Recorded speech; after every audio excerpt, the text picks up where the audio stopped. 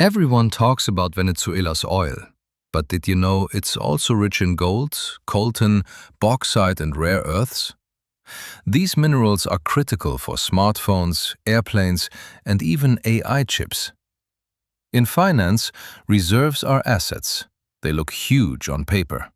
But until they're mined, refined, and sold, they don't generate cash flow. That's why Venezuela can be resource-rich, but cash-poor. When the US interferes, through sanctions, loans, or influence, global markets add a risk premium. That means mineral prices rise because investors fear instability.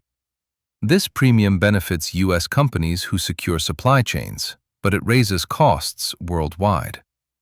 Coltan is used in capacitors inside smartphones. Venezuela's reserves could reshape tech supply chains. But without financial discipline, selling coltan becomes a short-term cash grab instead of long-term survival. Venezuela often borrows against future gold exports. That's liability up, cash up. But if gold prices fall, debt repayments eat all the cash. High leverage turns assets into dangerous liabilities.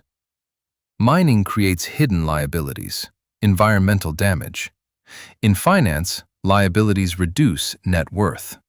So even if reserves look massive, the true value shrinks when you factor in destruction. The lesson? Assets show size, profit shows performance, but cash flow shows survival. Subscribe to Whale of Finance for more finance explained simply.